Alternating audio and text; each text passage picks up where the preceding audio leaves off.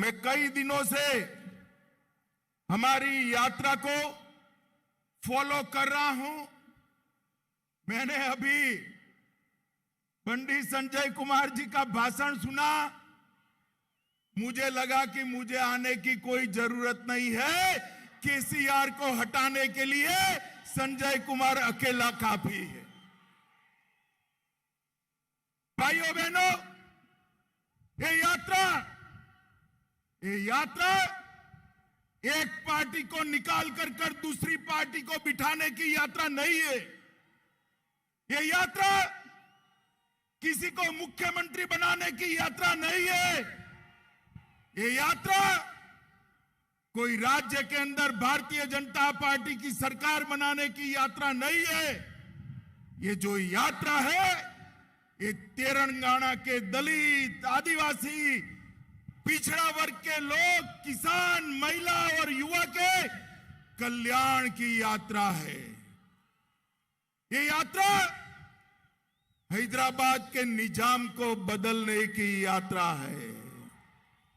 आप समझ रहे हैं ना मैं क्या कह रहा हूं? तेलंगाना में निजाम बदलना है या नहीं बदलना है? जोर से बोलिए, बदलना है या नहीं बदलना है? ये यात्रा उनको श्रद्धांजलि की यात्रा है जिन्होंने रजाकारों से अपने तेलंगाना राष्ट्र को मुक्त कराकर भारत मां के आंचल में लाने का काम किया था।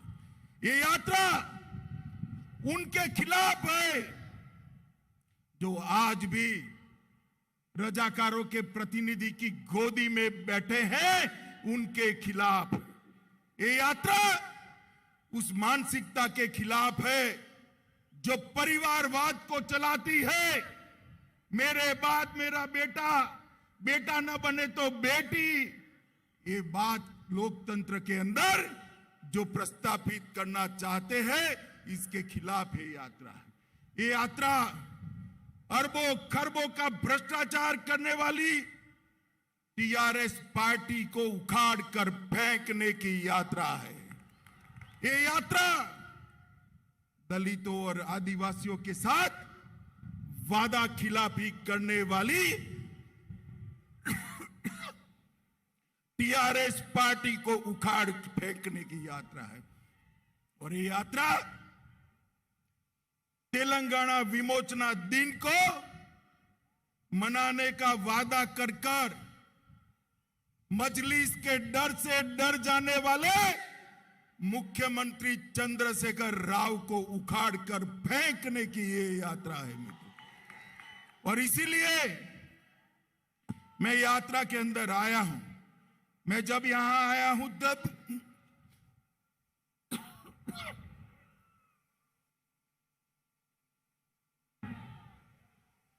पूरे देश की ओर से, पूरे तेलंगाना राष्ट्र की ओर से हमारे प्रथम गृह मंत्री सरदार वल्लभ भाई पटेल को प्रणाम कर श्रद्धांजलि देना चाहता हूं, जिनके कारण आज ये राज्य, ये राष्ट्र भारत मां का अंग है। आज मैं स्वामी रामानंद तीर्थ, पंडित नरेंद्र, सुरावरम प्रताप रेड्डी, श्री दशरथी रंगाचार्य और पीवी नरसिम्हा राव को भी श्रद्धांजलि देना चाहता हूं। मित्रों, ये यात्रा में धूम धकती धूप के अंदर 45 डिग्री टेम्परेचर के अंदर लगभग 760 किलोमीटर पैदल चलकर हमारे प्रदेश अध्यक्ष ने तेलंगाना की पग पग भूमि को पैर से नापने का काम किया है। और जब ये समाप्त होगी तब 2500 किलोमीटर की पैदल यात्रा समाप्त होगी। मित्रों, आज हमने इस प्रजा संग्राम यात्रा में भाग लेने के लिए एक मिस कॉल सबको देना है। मैं जोर से बोलता हूं, सभी लोग अपना मोबाइल निकालो, जरा मोबाइल निकालिए जिनके पास मोबाइल है। अरे यार निकालो, हाथ ऊपर करो जरा, निकाला सबने? मैं नंबर बोलूं? पक्का 2 बार बोलूंगा। 6, 3, 5, 9, 1, 1, 9, 1, 1, 9। अब दबाइए बटन। हो गया मिस कॉल। बंडी संजय कुमार को आपका समर्थन मिला है मित्रों, और ये लाखों लाखों जो मिस कॉल मिलते हैं वो हमारा हौसला बढ़ाते हैं। 2019 के चुनाव में तेलंगाना की जनता ने भारतीय जनता पार्टी को 4 सीट दी। 2 सीट हम बहुत नजदीकी मार्जिन से हारे हैं, मगर उसके बाद हैदराबाद नगर निगम का चुनाव हुआ हो, चाहे 2 उपचुनाव हुए हो, हर जगह पे आपने भारतीय जनता पार्टी को विजयी बनाने का काम किया है। मित्रों, आज मैं तेलंगाना की जनता को याद कराने आया हूं। यही चंद्रशेखर राव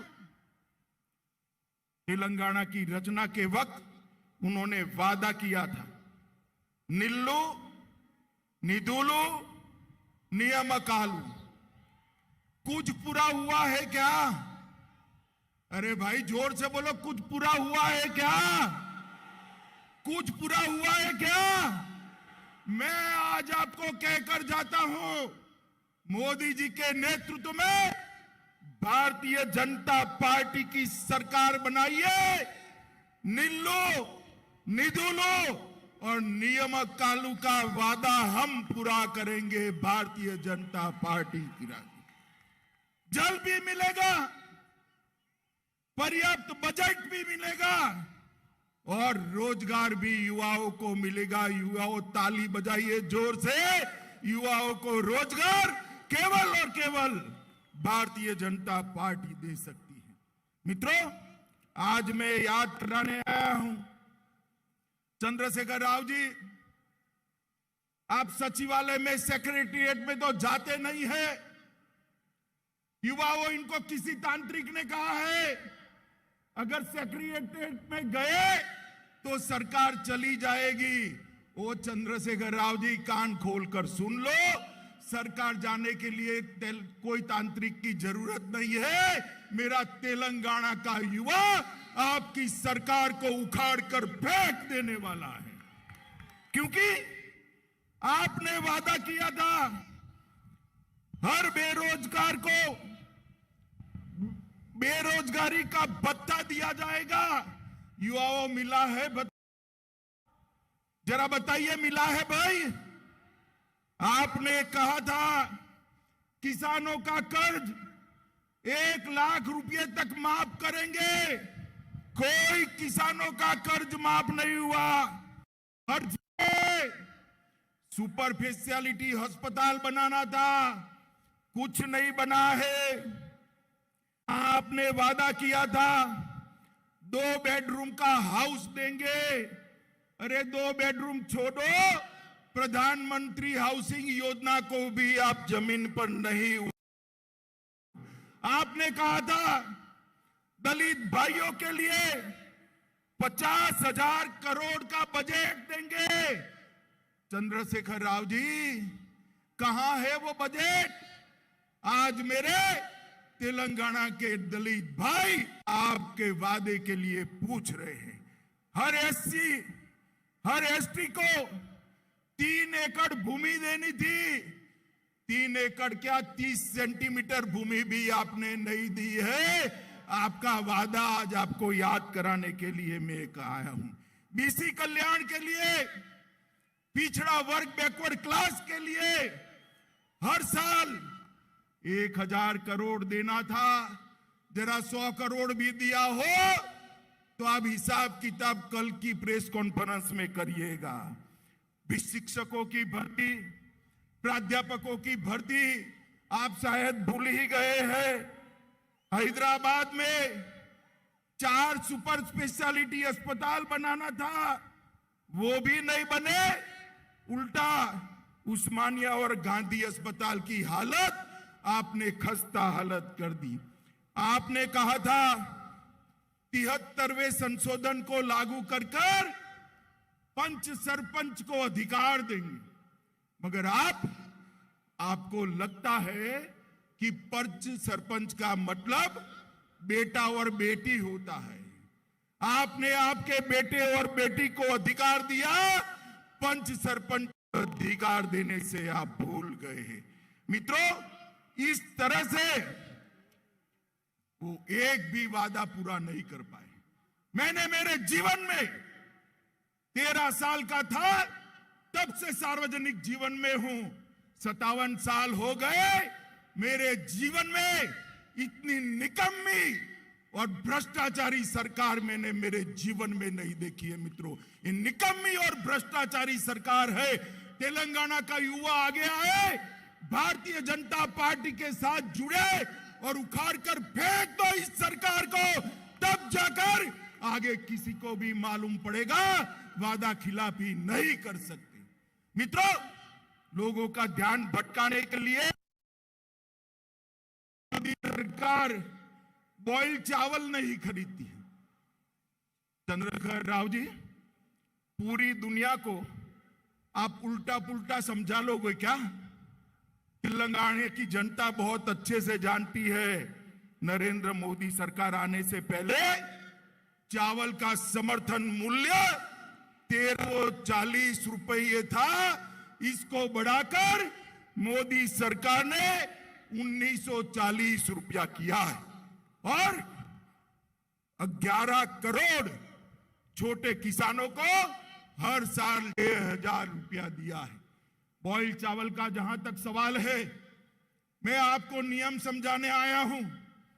आप भारत सरकार को दोषी मत बनाइए, चाहे बाजरा हो, जुवार हो, का हो, रागी हो, गेहूं और चावल के अलावे जितने पेरिफेरल क्रॉप है वो राज्य सरकारें खरीदती। बॉयल चावल को खरीदने की जिम्मेदारी भी आपकी है और आपको से नहीं बनता है। इस्तीफा दे दीजिए, भारतीय जनता पार्टी की सरकार बनेगी, तब 1-1 किलो बॉयल चावल हम किसानों का हमारी राज्य सरकार खरीदेगी। आप खरीदना नहीं चाहते हो और आरोप मोदी जी पर डालते हो। मोदी जी ने अनेक काम तेलंगाना के लिए किए हैं। मित्रों, ये सरकार मोदी जी की योजनाओं के नाम बदलने के अलावे कुछ नहीं कर दी। मोदी जी ने समग्र शिक्षा अभियान करा, उन्होंने वही योजना को मोदी जी के ही पैसे से मना उरू मना बड़ी कर आज उसका चेहरा बदलकर अपना फोटो चिपकाकर, अपने बेटे का फोटो चिपकाकर तेलंगाना के लोगों के सामने रखा है। क्या तेलंगाना के लोग नहीं जानते?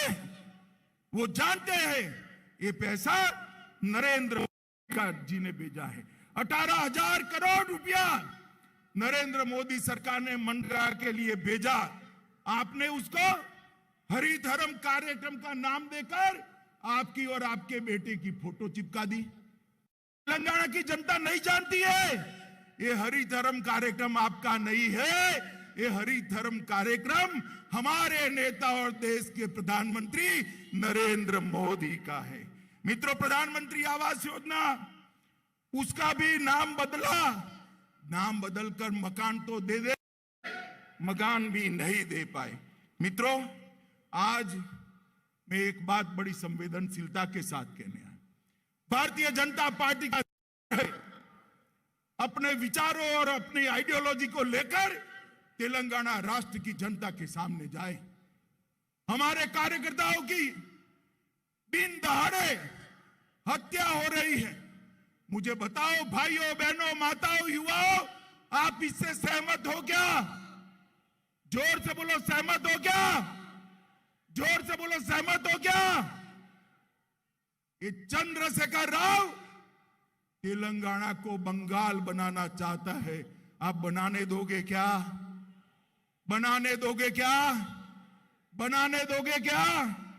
भाइयों बहनों, उनको रोकना पड़ेगा। मैं आज भारतीय जनता पार्टी के सब कार्यकर्ता के कंधे पर हाथ रखकर कहता हूं, यहां बोल कर जाता हूं, साई गणेश को जो आत्महत्या करनी पड़ी है, हम सुनिश्चित करेंगे कि साई गणेश के हत्यारों को सजा दिलाई जाए, जेल के सलाखों के पीछे डाल दिया जाए। कब तक बचोगे? कितने साल बचोगे? एक दिन तो चुनाव के मैदान में आना ही है। और चंद्रशेखर राव जी, मैं आज कहकर जाता हूं, हर रोज 5 स्टार फार्म हाउस में बैठकर योजना आते हो कि चुनाव जल्दी करा देंगे, जल्दी करा देंगे। अरे जल्दी क्या, कल करा दो। भारतीय जनता पार्टी तैयार बैठी है। हार आपकी हार सामने की दीवार पर लिखी हुई सी निश्चित मैं पढ़ पाता हूं। मित्रों, भारतीय जनता पार्टी ने तैयार रहना चाहिए।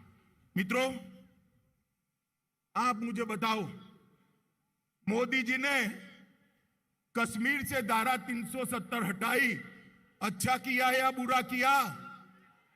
अरे जोर से बोलो, उसको सुनाई पड़े ऐसे। ये मजलिस वालों के डर से चंद्रशेखर राव धारा 370 हटाने का विरोध करते थे। करना चाहिए क्या? करना चाहिए क्या? अरे हम मजलिस से भी नहीं डरते और आपसे भी नहीं डरते चंद्रशेखर राव। मोदी जी ने 5 अगस्त 2019 को धारा 70 को उखाड़ कर फेंक दिया और आज कश्मीर भारत माता का अभिन्न अंग बना हुआ है। मुझे बताओ भाइयों बहनों, ये चंद्रशेखर राव ने जब आंदोलन चल रहा था, तेलंगाना विमोचन दिन मनाने का वादा किया था या नहीं किया था? जोर से बोलो, किया था या नहीं किया था? मनाया क्या? मनाया? मनाएंगे भी नहीं, क्योंकि मजलिस से डरते हैं। वो मजलिस की गोदी में बैठे हुए, गोदी में। मगर युवाओं, आप में दम है, आप में जोश है, आप में ताकत है। मजलिस और चंद्रशेखर राव दोनों को एक साथ उखाड़ कर फेंक दीजिए। हम तेलंगाना विमोचन दिन मनाएंगे, हम किसी से नहीं डरते। भारतीय जनता पार्टी मानती है कि निजाम और रजाकारों के अत्याचार से जिस दिन तेलंगाना को मुक्ति मिली, वो दिन न केवल तेलंगाना, न केवल निजाम का शासन कर्नाटक और महाराष्ट्र, पूरे देश के लिए ऐतिहासिक दिन है। मित्रों, पूरे देश के लिए ऐतिहासिक दिन, और ये मनाने का काम हम करेंगे। मित्रों, ये टीआरएस की सरकार का निशान क्या है? गाड़ी है ना?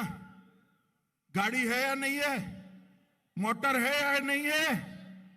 अरे समझ रहे हो या नहीं समझ रहे हो? है ना? गाड़ी का स्टीयरिंग मालिक के हाथ में होता है या ड्राइवर के हाथ में होता है ना? हाँ या ना बोलो भाई, होता है ना? मगर ये टीआरएस की गाड़ी का स्टीयरिंग ओवैसी के हाथ में है। आपको मंजूर है? आपको मंजूर है ऐसी सरकार? तो ये सरकार बदलने के लिए हमें संघर्ष यात्रा लेकर निकले हैं। मित्रों, केसीआर ने पूरे राज्य को कर्ज में डुबा कर रखा है और कहते हैं कि हमें और कर्जा चाहिए। क्यों भाई? बेटे बेटी की भलाई के लिए। न जाने कितने स्कैम आपने किए हैं, मगर आपका पेट अभी भी नहीं भरता है। मित्रों, मैं आपको बताने आया हूं, तेलंगाना सरकार ने ढेर सारी केंद्रीय योजनाओं को इंप्लीमेंट नहीं किया है। मोदी जी ने देश के 60 करोड़ गरीबों के लिए आयुष्मान भारत योजना की है, मगर तेलंगाना राज्य उसका 100% अमल नहीं करता है। मुझे बताओ, तेलंगाना राष्ट्र के आदिवासी, गरीब, बैकवर्ड क्लास के लोगों को 5 लाख तक का आयुष्मान भारत का स्वास्थ्य का फायदा मिलना चाहिए या नहीं मिलना चाहिए? जोर से बोलो। ये रोक कर बैठे। प्रधानमंत्री फसल बीमा योजना, ये रोक कर बैठे। प्रधानमंत्री आयुष्मान भारत योजना, ये रोक कर बैठे हैं। प्रधानमंत्री मातृवंदना योजना, ये रोक कर बैठे हैं। प्रधानमंत्री अन्न कल्याण योजना, पूरा अनाज मोदी जी प्रति व्यक्ति प्रति माह 2 साल से 5 किलो अनाज मुफ्त में भेज रहे हैं और 5 किलो अनाज 2 रुपये में भेज रहे हैं। उसके पर अपना और अपने बेटी का फोटा लगा दिया है। वो समझते हैं कि तेलंगाना के लोग जानते हैं, मगर उनको मालूम नहीं है। आपको अब सब पहचान चुके हैं। चंद्रशेखर राव जी सिंचाई परियोजनाएं, पालामारू रंगारेड्डी लिफ्ट इरिगेशन योजना, डिंडी लिफ्ट सिंचाई, Rajoli Banda diversion scheme, Natte Pandu project, ये केंद्र ने मंजूर तो किए, मगर उनको कोई इंटरेस्ट नहीं है, क्योंकि इसमें उनको कॉन्ट्रैक्टर अपना नहीं रख पा रहे हैं, इसलिए इरिगेशन का काम नहीं करते। केंद्र सरकार ने हैदराबाद में एक साइंस सिटी दिया है, सिर्फ 25 एकड़ भूमि देनी है, मगर नहीं देते हैं। साइंस सिटी अटकी हुई है। वारंगल जिले में सैनिक स्कूल के लिए 2017 से केंद्र सरकार ने पत्र भेजा है, मगर सैनिक स्कूल नहीं करते हैं।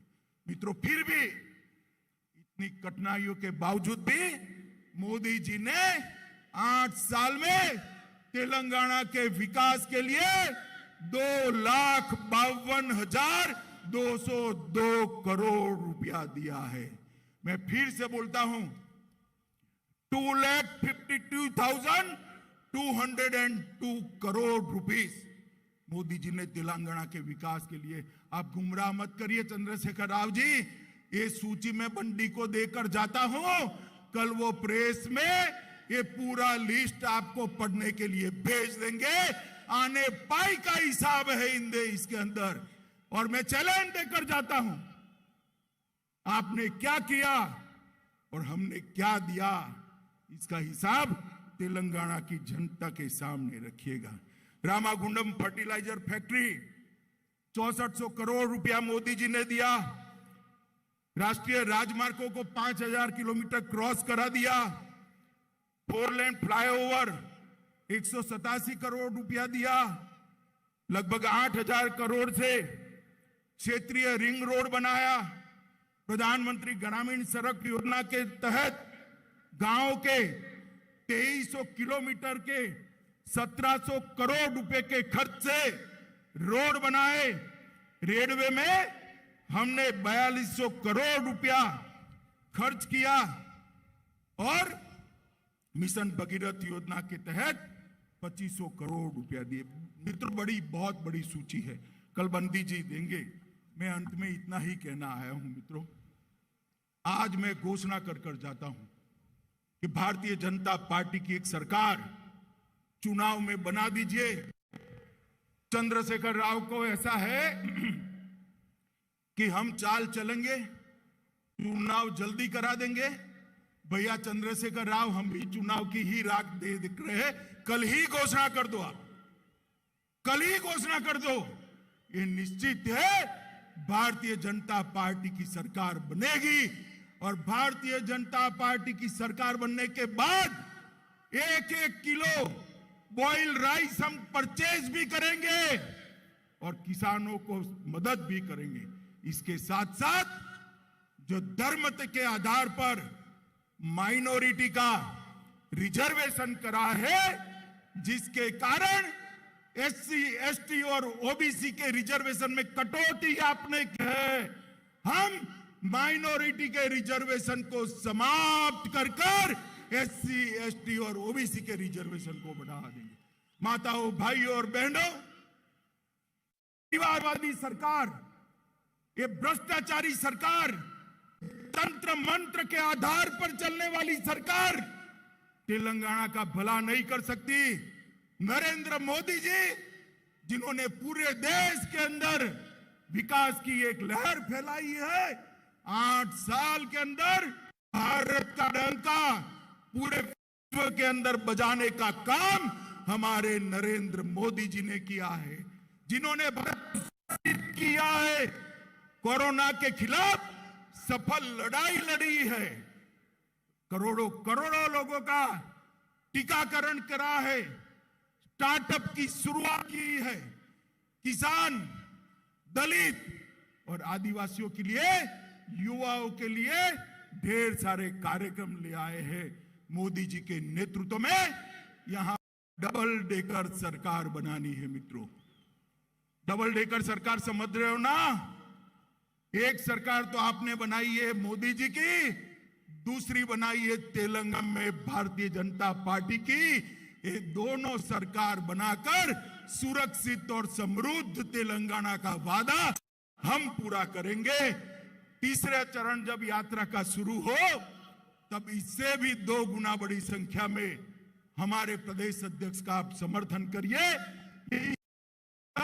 मैं मेरी बात को समाप्त करता हूं। मेरे साथ जल्दी चुनाव करते हुए चंद्रशेखर राव को डर लगे, इतनी बड़ी आवाज से भारत माता का नारा लगाना है।